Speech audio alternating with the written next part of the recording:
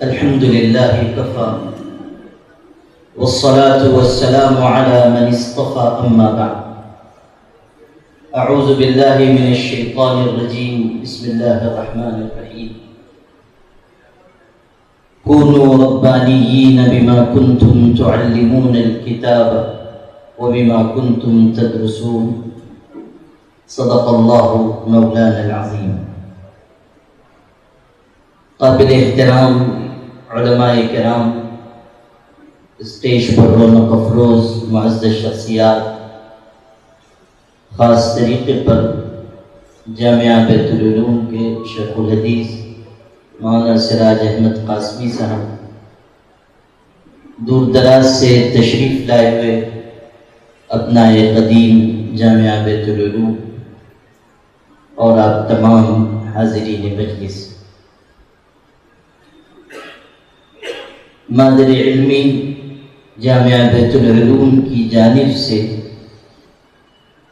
ابناء قدیم کے لیے منعقد کیا جانے والا یہ اجلاس اس لحاظ سے بہت ہی قیمتی ہے کہ اس میں فارغین بیت العلوم جمع ہوئے ہیں، اپنی یادوں کو تازہ کر رہے ہیں، اپنے اساتذہ کو خراج تحسین پیش کر رہے ہیں، اپنے اپنے کاموں کی تفصیل بیان کر رہے ہیں، آئندہ کے عزائم، مستقبل کے منصوبے یہاں بنا رہے ہیں. اور یقیناً جہاں ایک طرف آنے والوں کے دل اس اجتماع، آپس کی ملاقات، اساتذہ کی زیارت سے خوش ہیں، وہیں ایک رنجیدگی، ایک غم بھی ان کے دل میں تازہ ہوا ہے کہ جن اساتذہ کرام کے سامنے انہوں نے زانوِ تلمس کہہ دیا، آج ان میں سے کئی حضرات اس دنیا میں موجود نہیں ہیں. ہو سکتا ہے کہ آپ میں سے کئی حضرات بے اختیار اسٹیج کی طرف نگاہ اٹھا کر دیکھتے ہوں اور ان چہروں کو ڈھونڈنے کی کوشش کرتے ہوں، اور پھر آپ کی نگاہیں مایوس ہو کر واپس آتی ہیں. یقیناً جو حضرات اللہ کی جوار رحمت میں حاضر ہو گئے، جو اساتذہ کرام رخصت ہو گئے، ان سب کا بھی ہم سب پر بڑا احسان ہے. ایک مالی اپنے باغ کو سرسبز و شاداب دیکھ کر خوش ہوتا ہے، ایک کسان اپنی لہلہاتی فصلوں کو دیکھ کر مسرور ہوتا ہے. کیا عجب کہ آپ کے مرحوم اساتذہ عالم برزخ میں ان کی ارواح آپ سب کو دیکھ کر اس وقت خوش ہو رہی ہوں اور فخر کر رہی ہوں کہ ہمارے فرزند یہاں جمع ہیں اور اپنے اپنے علاقوں میں دین متین کی بنیادی خدمت انجام دے رہے ہیں. اللہ تعالیٰ آپ سب حضرات کو اجر عظیم اور خیر کثیر نصیب فرمائے. چند باتیں اجلاس کی مناسبت سے مجھے عرض کرنی ہے. یہ باتیں صرف آپس کے مذاکرے کے طور پر ہیں. جب ہم ایک دوسرے سے ملیں، اکٹھا ہوں، ہماری یہ ذمہ داری بنتی ہے کہ ہم اپنے آپ کا احتساب بھی کریں اور آئندہ کے سلسلے میں ایک دوسرے سے رہنمائی حاصل کریں. قرآن پاک کی ایک آیت کا میں نے ٹکڑا پڑھا ہے جس میں پڑھنے پڑھانے کا مقصد بیان ہے. ہم پڑھ رہے ہیں، ہم پڑھا رہے ہیں، مدرسہ چلا رہے ہیں، ناظم ہیں، محتمم ہیں، شیخ الحدیث ہیں، استاد ہیں، امام ہیں. کسی بھی خدمت پر اگر ہم مامور ہیں تو ہمارا مقصد کیا ہے؟ قرآن پاک نے اس کو ایک مختصر جملے میں واضح کیا. ارشاد ہوا کونوا ربانیین بما کنتم تعلمون الکتاب وبما کنتم تدرسون. تمہارے سارے پڑھنے پڑھانے کا ایک اور صرف ایک مقصد ہے، اور وہ یہ کہ تم اللہ والے بن جاؤ، ربانی بن. اس لفظ ربانی کا راست ترجمہ، بالکل صاف ترجمہ جو کیا جا سکتا ہے وہ یہی ہے کہ تم اللہ والے بن جاؤ۔ مقصد جاہ و عزت نہیں ہے، مقصد مال و دولت نہیں ہے، مقصد وجاہت اور ترقیات ظاہری نہیں ہے، مقصد کسی پر غالب آ جانا یا مجمع پر چھا جانا نہیں ہے۔ مقصد صرف اور صرف ایک ہے، وہ یہ کہ اللہ راضی ہو جائے۔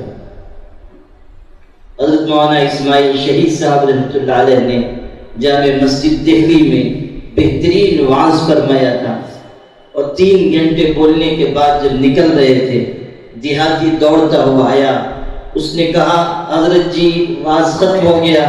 انہوں نے کہا جی، میں بہت دور سے آپ کی تقریر اور وعظ کی طلب میں آیا، افسوس کے موقع ہاتھ سے چلا گیا۔ سید اسماعیل شہید نے جامع مسجد کی بیتری پر بیٹھ کر جو وعظ ہزاروں کے مجمع میں کیا تھا وہ اس ایک دیہاتی کے سامنے دہرا دیا۔ اس نے بہت شکریہ ادا کیا کہ آپ نے میرے لیے زحمت برداشت کی۔ تو حضرت نے جو بات ارشاد فرمائی وہ بہت ہی ہم سب کے لیے نصیحت کے لائق ہے۔ فرمایا کہ اندر بھی جو میں نے وعظ کہا تھا وہ صرف ایک کے لیے کہا تھا، اور باہر بھی جو تقریر کی ہے وہ صرف ایک کے لیے کی ہے۔ یعنی اندر بھی مقصد یہ تھا کہ اللہ راضی ہو جائے، اور یہاں بھی تقریر کی ہے تو صرف اور صرف مقصد یہ ہے کہ اللہ راضی ہو جائے۔ تو یہ بنیادی مقصد ہمارے پیش نظر ہے۔ اس کی وجہ سے بہت سارے مسائل حل ہوں گے، بہت ساری دشواریاں دور ہوں گی۔ جب ہم اللہ پاک سے جڑیں گے تو دنیا کے مسائل اور دشواریاں کم سے کم سامنے آئیں گے، اور جو آئیں گے اللہ تعالیٰ اپنے فضل و کرم سے ان مسائل کو دور فرمائے گا۔ جب عرش والے سے ہمارا تعلق قائم ہو جائے گا تو فرش والوں کی سازشیں ہمارا کچھ بگاڑ نہیں سکیں۔ یہ ہمارا ذہن بننا چاہیے کہ ہمارا تعلق مع اللہ مضبوط ہو۔ پھر یہ جو ہمارے آپس کے مسائل ہیں، دشواریاں ہیں، ابھی حضرت مولانا افتخار صالح صاحب نے اپنی تقریر کے دوران کہا کہ لوگ کرسی کے لیے، اونچی کتابوں کے لیے، مناصب کے لیے، ایک دوسرے سے آگے بڑھنے کے لیے مدرسوں میں بھی کہیں نہ کہیں رسہ کشی ہوتی ہے، اختلافات ہوتے ہیں، آپس میں تقابل ہوتا ہے، تحاسد ہوتا ہے، بلکہ بس اوقات تباہز ہوتا ہے۔ میرے والد صاحب رحمۃ اللہ علیہ تو بہت ہی خوبصورت بات کہتے تھے کہ عالم کو عامی نقصان نہیں پہنچاتا، عالم کو عالم ہی نقصان پہنچاتا ہے۔ اور پھر شعر سناتے تھے، کلہاڑی میں جو لکڑی کا دستہ نہ ہوتا تو لکڑی کے کٹنے کا رستہ نہ ہوتا۔ یعنی ہمارا آپس کا اختلاف، ہماری آپس کی دشمنی، ہمارا آپس کا انتشار ہی ہمیں نقصان پہنچاتا ہے، اور اسی وجہ سے اداروں کو نقصان ہوتا ہے، جماعتوں کو نقصان ہوتا ہے، تنظیموں کو نقصان ہوتا ہے۔ ہمارے دل میں اتنی وسعت ہونی چاہیے کہ ہم ہر ایک کو قبول کر سکیں، اس کی عزت کر سکیں، اس کا احترام کر سکیں، اس کی خوبیوں کا اعتراف کر سکیں۔ شہادت علی الحق ہمارا مزاج ہو کہ اگر کسی کے اندر کوئی خوبی ہے ہم کھلے دل سے اعتراف کریں اور یہ سمجھیں کہ یہ میرے اللہ کی تقسیم ہے، خدا نے اس کو یہ نعمت عطا فرمائی۔ تو یہ جو ہمارے مسائل ہیں یہ بھی بہت حد تک حل ہوں گے جب ہمارا تعلق اللہ سے ہوگا، ہماری نگاہ اللہ پر ہوگی۔ ہم خود سے آگے بڑھنے کی کوشش نہیں کریں گے، اللہ ہمیں آگے بڑھائے گا۔ ہمارے ملک کے ایک ممتاز عالم دین اور فقیہ کی ایک بات درج کروں، مجھ کو بہت پسند آئی ان کی بات بھی، ان کا استدلال بھی۔ ارشاد فرمایا، تفصیلی واقعہ میں آپ سب اہل علم میں مختصر آپ سے عرض کرتا ہوں۔ حضرت صلی اللہ علیہ وسلم مکہ مکرمہ میں فاتحانہ داخل ہوئے تھے۔ مکہ مکرمہ آپ آئے اور سارے لوگ سرنگوں ہو گئے، اور پھر آپ خانہ کعبہ تشریف لے گئے اور خانہ کعبہ کی چابی آپ نے طلب فرمائی. اور یہ کیسا نازک موقع ہے، غور کر لیجیے. اس سے پہلے جب آپ نے چابی طلب کی آپ کو نہیں دی گئی. اب آپ فاتح ہیں، چابی دینا لازمی اور ضروری تھا. چابی دی گئی اور آپ نے خانہ کعبہ کو کھولا. اس کے بعد حضرت علی نے وہ چابی اپنے پاس لی اور یہ گمان کیا کہ اب یہ میرے ہی پاس رہے گی.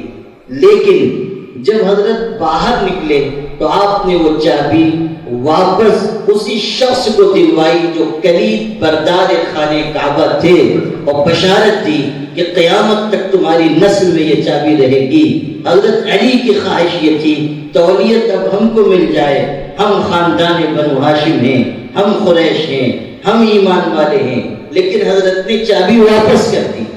اب اس واقعے کی اور تفصیل میں نہیں عرض کرتا، استدلال عرض کرتا ہوں. انہوں نے یہ واقعہ سنا کر فرمایا کہ ہمیشہ یاد رکھنا چاہیے مدرسے کے اساتذہ کو، معلمین کو، کہ نظامت کی کنجیاں لینا سنت نہیں ہے، نظامت کی کنجیاں حقدار کو دینا سنت ہے. جس کے پاس جو جس اہلیت کا ہے منصب اسی کے پاس رہے.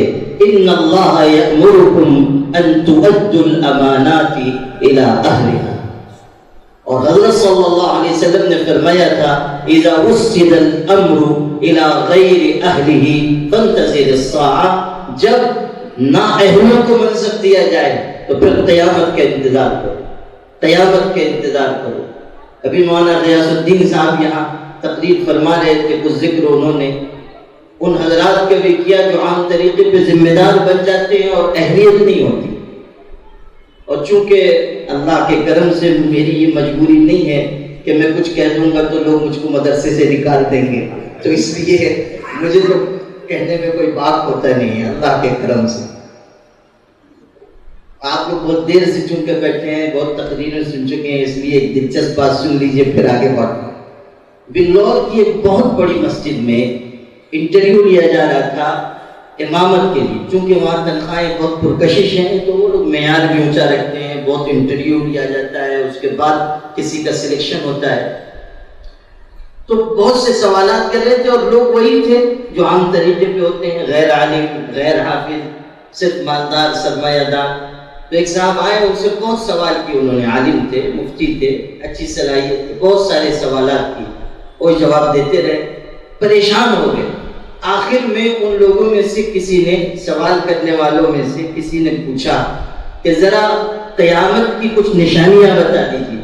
تو انہوں نے برجستہ فرمایا اور نشانیوں کو تو جانے دیجیے، جب آپ جیسے لوگ منصب پر آ جائیں گے تو قیامت کا انتظار کیجیے، بس قیامت قریب ہے.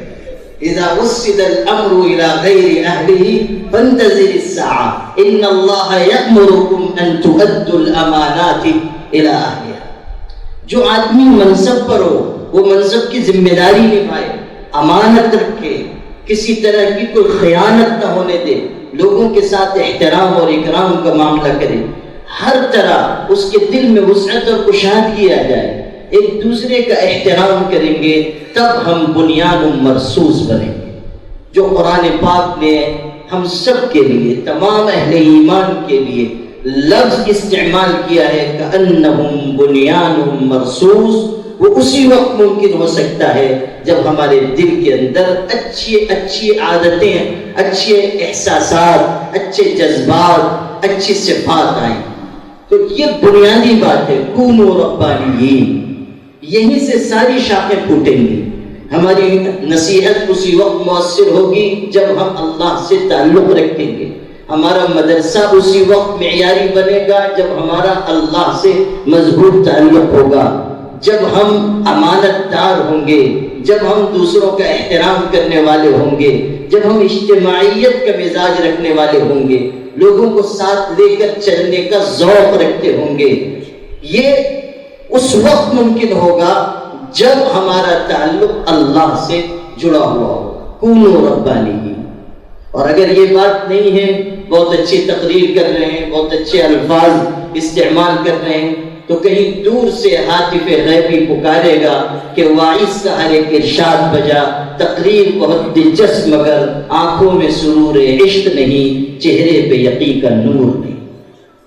پھر جب ہم درس دیں گے تو ہمارے درس میں بھی وہ طاقت نہیں پیدا ہوگی، وہ کیفیت نہیں پیدا ہوگی، وہ احساسات نہیں پیدا ہوں گے، وہ کیفیات نہیں پیدا ہوں گے۔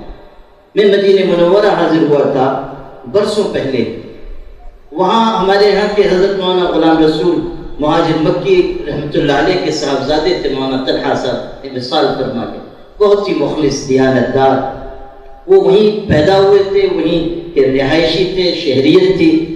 مجھ کو مختلف لوگوں سے انہوں نے ملاقاتیں کروائیں، اغوار سے بھی ملاقاتیں کروائیں، پھر لے کے ایک بزرگ کے پاس، ان کی عمر اس وقت 105 سال تھی، صوفی عبد المالک ان کا نام تھا، اللہ کو پیارے ہو گئے، کئی برس پہلے کی بات بتا رہا۔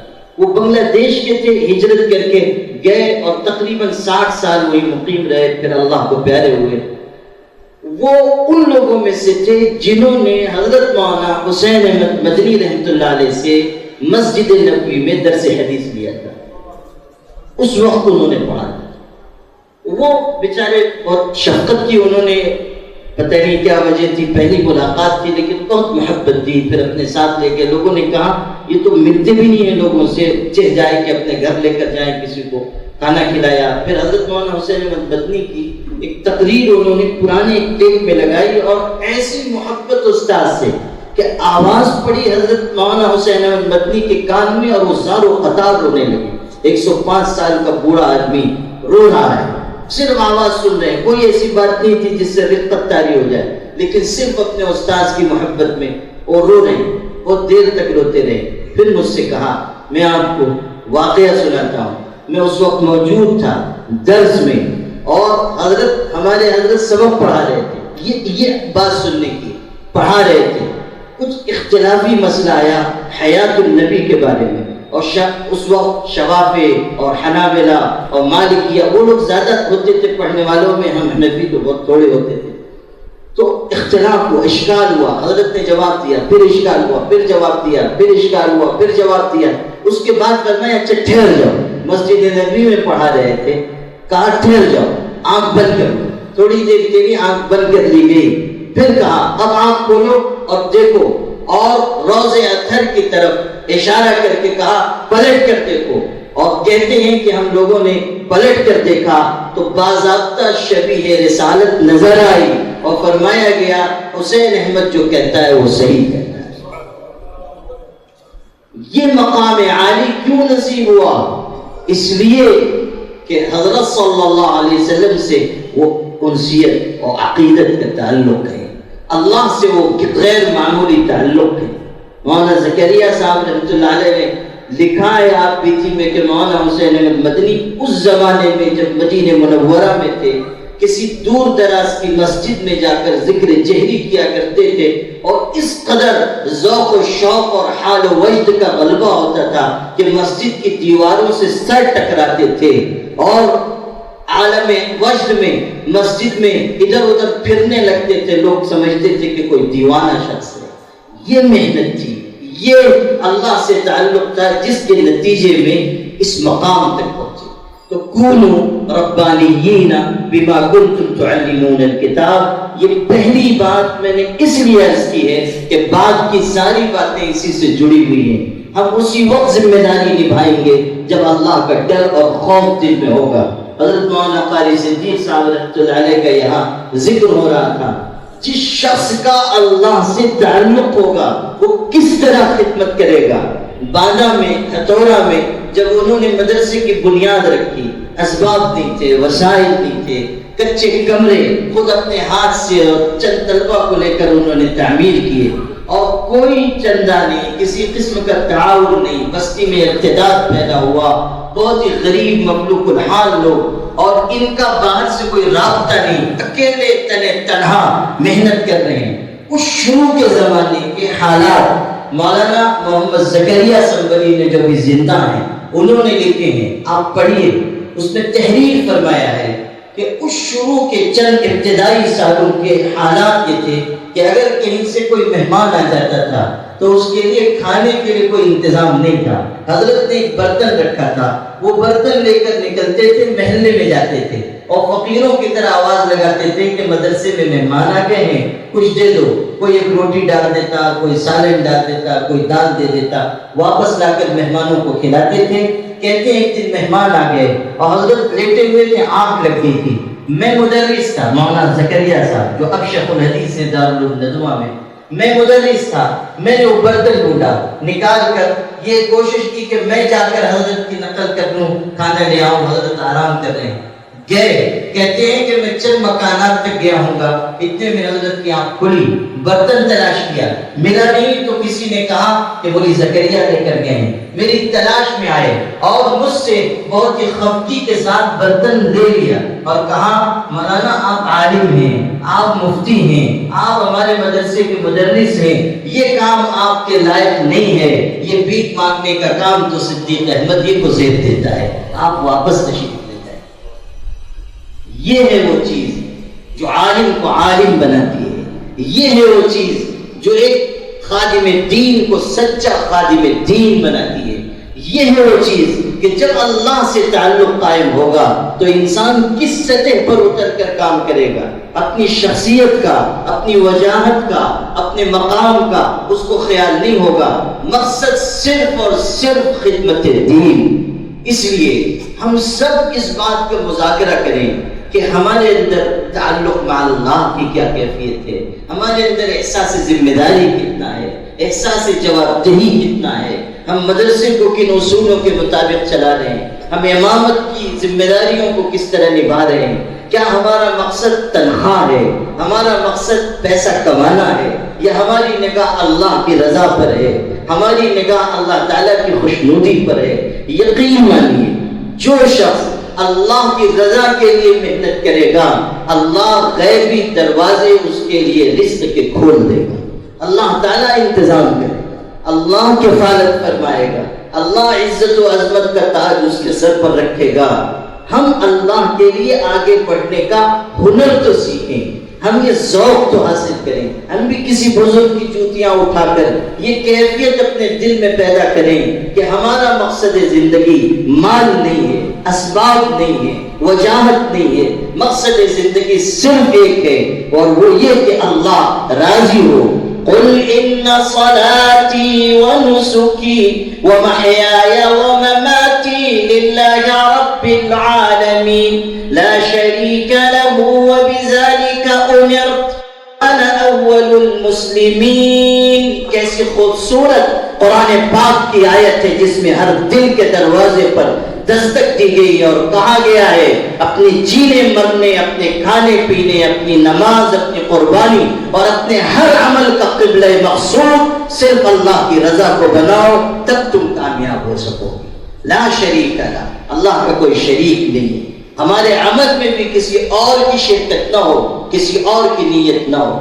حضور صلی اللہ علیہ وسلم نے تو ارشاد فرمایا کہ من صلی یرائی فقط اشرک, من صام یرائی فقط اشرک, من تصدق یرائی فقط اشرک. جو نماز پڑھے, روزہ رکھے, صدقہ خیرات کرے, مقصود دکھاوا ہو, نمائش ہو, وہ انسان شرک کرنے والا ہے.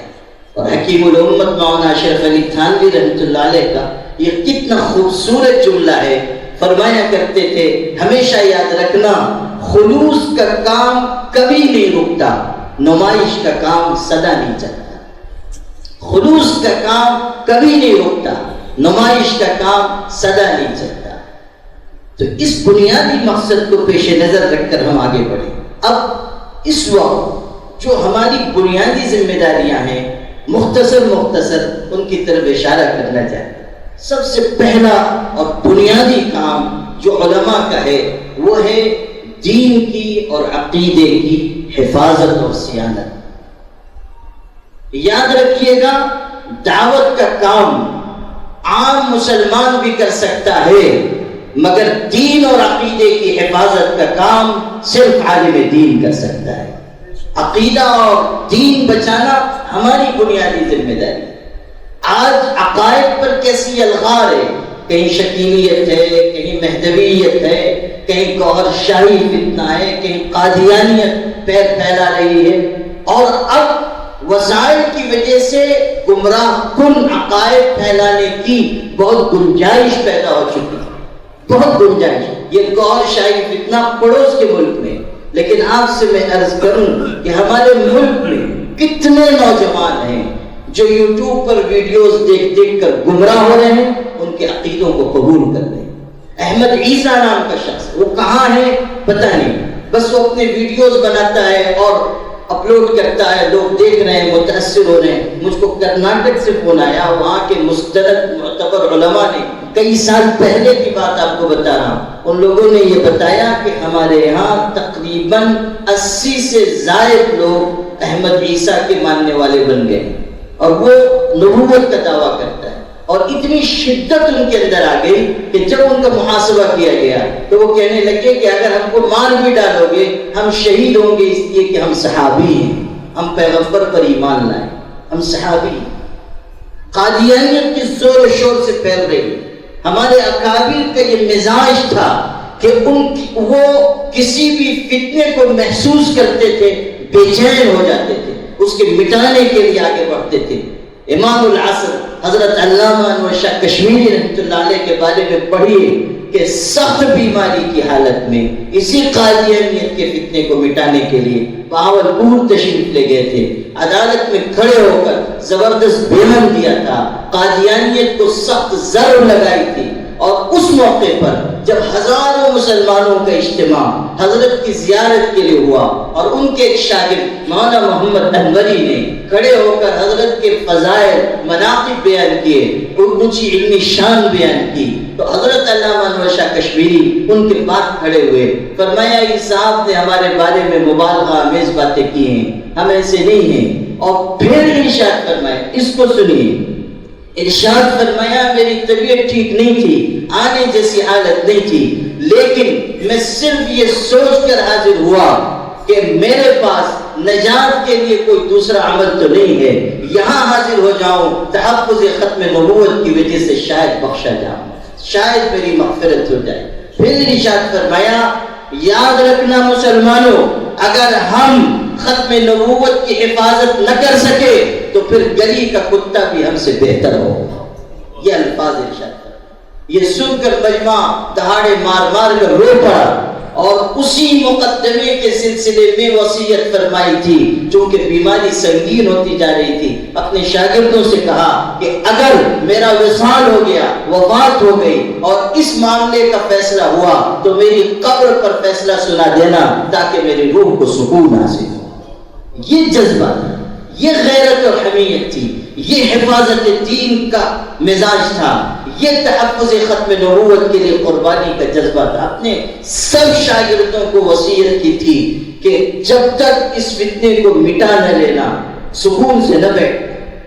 یہ ہمارے سیکھنے کی چیز ہے آج بھی عقائد کے سلسلے میں، اور پھر کفر و شرک کے پھیلانے کے سلسلے میں کتنی کوششیں ہو رہی ہیں عقائد کی خرابی کے لیے اور شرک مسلط کرنے کے لیے. ارتداد کا فتنہ پھیل رہا ہے، ہزاروں مسلمان بچیاں مرتد ہوئی. ہمارے کتنے نوجوان ہیں جو اسلامی شریعت کے احکامات کے بارے میں شک شبے میں مبتلا ہو چکے. ان سب کے لیے محنت کرنا ہماری بنیادی ذمہ داری ہے. دوسرا اہم فریضہ ہمارا معاشرے کی اصلاح کا ہے. کسی مفکر نے یہ بات کہی تھی، جس معاشرے میں سب کچھ چلتا ہے وہ معاشرہ کبھی نہیں چلتا. جس معاشرے میں برائیاں عام ہوں گی، گناہ عام ہوں گے، وہ معاشرہ کبھی اپنے قدموں پر کھڑا نہیں رہ سکے گا. سیدنا عمر ابن عبدالعزیز اپنے دور خلافت میں گورنروں کو خط لکھتے تھے. کتنے بڑے شخص تھے سیدنا عمر ابن عبدالعزیز. جس دن ان کا وصال ہوا، شہادت ہوئی، عیسائی بادشاہ آنسوؤں سے رو پڑا. جب وفات کی خبر ملی، مسلمانوں کا ایک وفد حاضر تھا. ابن الجوزی نے سیرت العمرین میں لکھا ہے کہ ایک وفد مسلمانوں کا حاضر تھا. اس نے روتا ہوا دیکھا عیسائی بادشاہ کو تو کہا ہمارے بادشاہ انتقال کر گئے ہیں، آپ کیوں روتے ہیں؟ تو اس عیسائی بادشاہ نے کہا کہ حضرت عمر ابن عبدالعزیز کی شخصیت ایسی تھی کہ ہمارا یہ اعتقاد ہے کہ اگر حضرت عیسیٰ کے بعد کوئی مردوں کو زندہ کر سکتا تھا تو وہ عمر ابن عبدالعزیز تھے. یہ ان کا عدل و انصاف، یہ ان کا زہد و ورع، یہ ان کا تقوی. وہی آخری وقت تھا اور مسلمہ ابن عبد الملک ان کے برادر نسبتی آئے، کرتا میلا تھا. اپنی بہن فاطمہ سے جو حضرت کی اہلیہ کے کہا کرتا تبدیل کر دو، لوگ بیمار کرسی کے لیے آ رہے ہیں. تو حضرت فاطمہ رو پڑی ان کی اہلیہ اور کہا کہ بھائی جان قسم بخدا امیر المومنین کے پاس اس کرتے کے علاوہ دوسرا کرتا موجود نہیں. آدھی سے زائد دنیا کا حکمراں ہے اور ایک کرتے پر زندگی بسر کرتا ہے. یہ ہے زہد، یہ ہے تقوی، یہ ہے دنیا سے بے رغبتی. اب سنیے، سیدنا عمر ابن عبدالعزیز اپنے گورنروں کو خط لکھتے تھے، اس میں یہ بات ہمیشہ تحریر فرماتے تھے کہ لوگوں یاد رکھنا، ہمارا اپنے دشمنوں پر غلبہ اسلحے کی کثرت، تعداد کی زیادتی یا اسباب و وسائل کی وجہ سے نہیں ہے. ہمارا غلبہ ہمارے دشمنوں پر اچھے اعمال اور اخلاق کی وجہ سے ہے. اگر گناہ اور برائی میں ہم اور وہ برابر ہو گئے تو پھر اللہ ان کو ہم پر مسلط فرما دے. یہ بات سنائیں، یہ جو آج یلغار ہم پر ہو رہی ہے، یہ جو آج مدارس کے گرد گھیرا تنگ ہو رہا ہے اور مدارس کے سروے کے نام پر مدارس کو خوفزدہ کیا جا رہا ہے، سمجھ لیجیے اچھی طرح کہ یہ جو سروے ہو رہا ہے یہ اس کے پیچھے بہت ہی خطرناک منصوبے چھپے ہوئے ہیں. یہ بہت ہی سادہ لوحی کی بات ہے کہ ہم یہ سمجھیں کہ سروے ہوگا اور پھر کچھ نہیں ہوگا. سمجھ لیجیے کہ مدارس کے سلسلے میں جو منصوبے بنائے گئے تھے اب زمینی سطح پر اس کو اتارنے کے لیے یہ سب راستے اپنائے جا رہے ہیں. اور بدبخت ترین ہیں وہ لوگ جو ہماری ہی ملت میں سے یہ مطالبہ کر رہے ہیں کہ اس ریاست میں بھی آئیے، اس ریاست میں بھی آئیے، اس مدرسے میں بھی آئیے، اس مدرسے میں بھی آئیے. یہ تو ایسی ہی بات ہوئی کہ جس شاخ پر ہم بیٹھے ہوئے ہیں اسی کو ہم اپنے ہاتھوں سے کاٹ رہے ہیں. مدارس اسلامیہ کا تحفظ ہر قیمت پر کرنا ہماری ذمہ داری ہے. یقین مانیے جب تک یہ مدرسے قائم ہیں یہ امت اپنے قدموں پر کھڑی ہے. جس دن یہ مدرسے ٹوٹ جائیں گے یہ امت اپنے قدموں پہ کھڑی نہیں رہ سکے. آپ مدرسے کی عظمت، اہمیت، قدر و قیمت، اس کی افادیت سمجھیں یا نہ سمجھیں، جو لوگ مدرسے کے حریف اور دشمن ہیں وہ مدرسوں کی طاقت کو اچھی طرح جانتے ہیں. وہ سمجھتے ہیں کہ مدرسے کی قدر و قیمت کیا ہے، اس کی افادیت کیا ہے، اس کی عظمت کیا ہے اور اس کی خدمت کا دائرہ کتنا وسیع ہے. سرفروشوں کی جماعت اگر کسی ادارے کی چٹائیوں سے اٹھتی ہے تو وہ مدارس اسلامیہ ہیں. آج بھی دیکھ لیجئے کہ مخلصانہ دین کی خدمت کرنے والے، ہر محاذ پر جمنے والے، عقائد کی حفاظت کرنے والے، اپنا لہو دے کر اسلامی سلطنت کی سرحدوں کو بچانے والے اور ہر فتنے کے سرکوبی کرنے والے اور امت میں پیدا ہونے والی بے اعتدالی پر نکیر کرنے والے اور معاشرے کی اصلاح کا علم تھامنے والے اور صحیح سمت میں مسلمانوں کی رہنمائی کرنے والے کس ادارے اور جماعت کے لوگ ہیں؟ صرف اور صرف مدارس اسلامیہ کے افراد ہیں. آپ دیکھیں گے کہ صف اول میں مدارس اسلامیہ ہی کے لوگ آپ کو ملیں گے کہ جو اس وقت بھی ملت اسلامیہ کی عظمت رفتہ کی بازیابی کے لیے جد و جہد کر رہے ہیں. یہ مدرسہ ہے درامہ کدا نہیں ساقی، یہاں کی خاک سے انسان بنائے جاتے ہیں. انسانیت کی کارگاہ اگر کہیں ہے تو وہ یہی مدارس ہیں. حکیم الاسلام قاری طیب صاحب کہتے تھے ہمیشہ یاد رکھنا سائنس اچھے سامان تو بنا سکتی ہے، اچھے انسان نہیں بنا سکتی. اچھے انسان اگر کہیں بنیں گے مدرسے میں بنیں. اچھے انسانوں کی تعمیر و تشکیل اگر کہیں ہوگی مدارس میں. یہ مدارس ہی کا فیض ہے جو آج رونق و زینت دین کی نظر آ رہی ہے. ام المدارس بیت العلوم کو یہ اعزاز حاصل ہے کہ اس ریاست میں جو دینی ادارے قائم ہوئے اس کو قائم کرنے والے اکثر و بیشتر حضرات وہی تھے جنہوں نے اس دینی ادارے سے فیض حاصل کیا. آج اگر مہاج ملت مہاراشٹر میں ایک بڑی جماعت علماء کی قائم کیے ہوئے ہے تو یہ یاد رکھنا چاہیے کہ بیت العلوم کو قائم کرنے والے لوگ کس مدرسے کے فیض یافتہ تھے، کہاں سے انہوں نے تعلیم پائی تھی، کہاں سے ان کو یہ حوصلہ حاصل ہوا تھا. جامعۃ الصالحات جیسی دینی درسگاہ اگر پوری دنیا میں اپنی امتیاز کو منوا رہی ہے تو اس کے قائم کرنے والے کس دینی ادارے کے فارغ تھے؟ کس دینی ادارے سے فیض پائے ہوئے تھے؟ کہاں سے ان کا سلسلہ جڑا ہوا تھا؟ ایک ادارے کے ذریعے کتنے ادارے وجود میں آئے، ایک ادارے کے ذریعے کتنی تنظیموں کو قابل اور لائق افراد مہیا ہوئے، ایک ادارے کے ذریعے ملت اسلامیہ کو کن کن راہوں میں رہنمائی حاصل ہوئی۔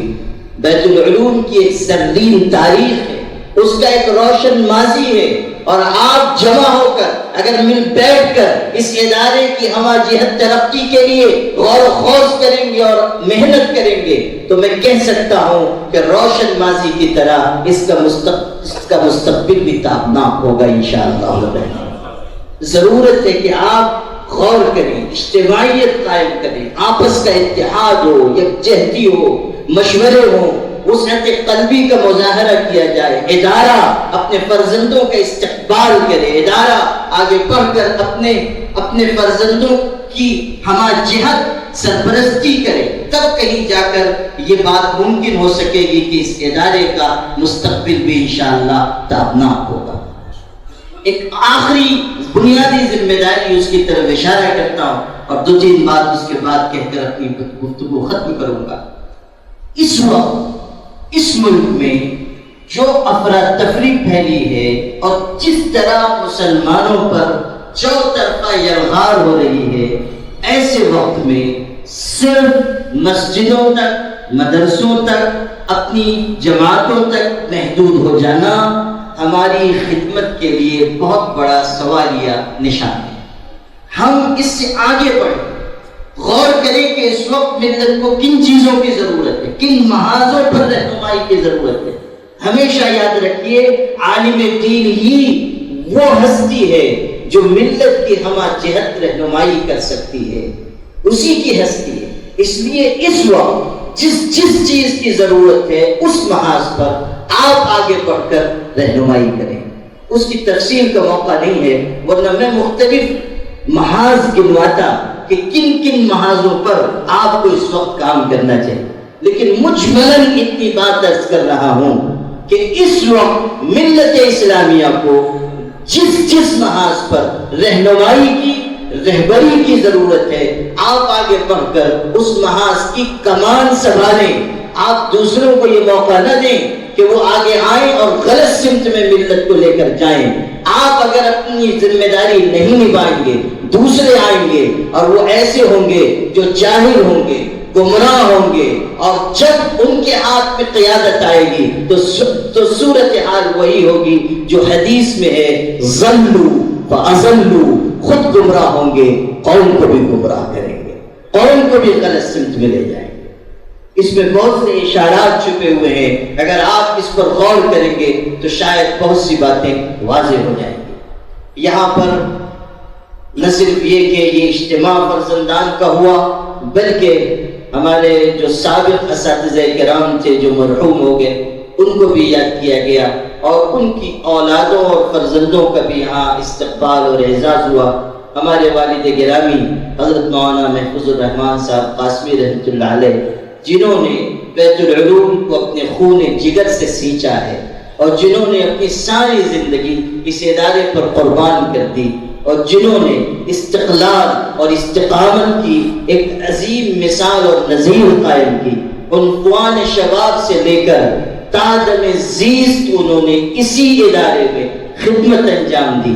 حضرت مولانا غلام مستانوی صاحب نے، دیگر اور اکابر نے، بزرگوں نے، ان کے شاگردوں نے بہت کوشش کی کہ وہ اس ادارے کو چھوڑ کر کہیں اور بڑی جگہ جائیں، وہاں خدمت انجام دیں، تنخواہ اچھی ملے، سہولتیں حاصل ہوں، ان کے لیے آسائش کا انتظام کیا جائے، لیکن ان کے استقلال و استقامت پر ہماری جانیں فدا ہوں کہ انہوں نے اسی ادارے کے لیے خدمت انجام دینے کو اپنی ترجیح بنایا، اور آخر دم تک اسی ادارے سے جڑے رہے، یہاں تک کہ اسی ادارے میں زندگی کی آخری دن سے پہلے والے دن، پیر کے دن بھی آ کر سبق پڑھایا، اور منگل کے دن اللہ کی جوار رحمت میں حاضر ہو گئے۔ یہ استقلال و استقامت بھی ہمارے لیے بہت سیکھنے کی چیز ہے کہ جس چیز کو ہم شروع کریں اس کو انجام تک پہنچانے کی کوشش کریں. ان کے اندر بہت سی خوبیاں تھیں، بہت سے اوصاف تھے، بہت سی صفات تھیں. ان کے تذکرے کا یہاں وقت نہیں ہے، لیکن اصل تو یہ ہے کہ اب وہ اپنے اچھے اعمال کا سرمایہ لے کر خدا کی جوار رحمت میں حاضر ہیں. ہماری تعریف، ہمارے بیان، ہمارے تذکرے، ہمارے بیان محاسن اور ذکر مناقب سے ان کو کوئی نفع ہونے والا نہیں ہے. وہ اللہ کی جوار رحمت میں اپنے اچھے اعمال کا اجر پا رہے ہوں گے. اور آپ سب کو دیکھ کر، بالخصوص حضرت مولانا افتخار صاحب کو، مولانا مفتی مسعود صاحب کو اور دیگر حضرات کو دیکھ کر دل خوشی سے باغ باغ ہوتا ہے کہ آپ سب میرے والد مرحوم کے لیے صدقہ جاریہ ہیں، ان کے لیے درجات کی بلندی کا ذریعہ ہیں. اور آپ لوگوں کے ذریعے جو خدمات انجام پا رہی ہیں اس کے ذریعے ان کی حسنات میں یقیناً اضافہ ہو رہا ہے. ہم لوگ تو، میں شہادت علی الحق کا قائل ہوں، میں تو یہ کہتا ہوں کہ آپ شاگردوں نے اور بالخصوص جن حضرات کو میں نے نام لیا، ان لوگوں نے والد محترم سے جو استفادہ کیا علمی تربیتی، وہ ہم اولاد بھی نہیں کر سکے. خاص طریقے پر میں تو بہت چھوٹا تھا جس وقت والد مرحوم کی وفات ہوئی. میں تو حفظ کر رہا تھا، ان سے کوئی درجہ عالمیت میں نہ کچھ پڑھنے کا موقع ملا، نہ اور آگے پڑھ کر ان سے کچھ سیکھنے کا موقع ملا. حفظ کر رہا تھا اور والد مرحوم کہتے تھے کہ جلدی حافظ ہو جاؤ. پتہ نہیں کیا ان کو قرب وقت کا اندازہ تھا، کہتے تھے جلد حافظ ہو جاؤ، میں چاہتا ہوں تم کو حافظ بنتا ہوا دیکھوں. میں نے بہت تیزی سے حفظ کیا. اچھا، مجھ کو ترغیب دلانے کے لیے کہتے تھے کہ بیٹے جس دن حافظ ہو جاؤ گے میں سائیکل دلاؤں گا. سب جانتے ہیں والد صاحب کی مالی معاشی حالت اچھی نہیں تھی، بہت خوشحالی کی زندگی نہیں تھی اور بہت ہی خودداری کا معاملہ تھا، اس لیے لوگوں کو حالات بھی معلوم نہیں ہوتے تھے. مجھ کو شوق تھا سائیکل چلانے کا اس زمانے میں، تو بار بار تقاضا کرتا تھا، والد صاحب سے کہتا تھا، تو والد صاحب کہتے تھے حافظ ہو گئے تو سائیکل دلاؤں گا، جلدی حافظ ہو جاؤ. اور میں نے شوق میں 21 پارہ حفظ کیا، لیکن اسی 21 پارے حفظ پر والد صاحب کی وفات ہو گئی. اور جب میں حافظ بنا، مجھ کو اچھی طرح یاد ہے کہ اس وقت ان کی وفات یاد آتی تھی.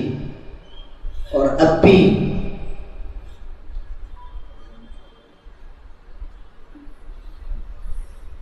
مختلف مدارس میں اور درسگاہوں میں اللہ مجھ کو جانے کا موقع دیتا ہے اور حفاظ کرام کو سند ہم لوگ دیتے ہیں یا دستار باندھتے ہیں، تو بے اختیار میرے دل میں کسک پیدا ہوتی ہے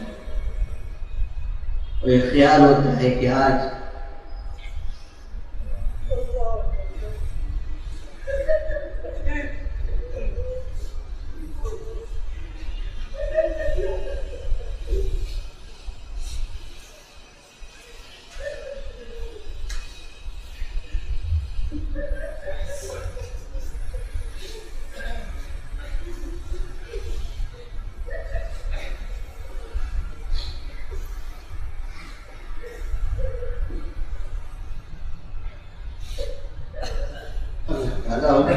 اور ہمارے تمام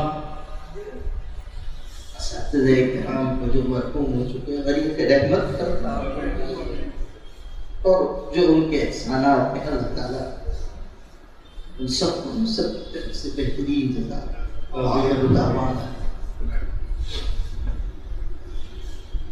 ذوالفشانی نے تیری قطروں کو ذریعہ کر دی، دل کو روشن کر دیا، آنکھوں کو بینا کر دیا.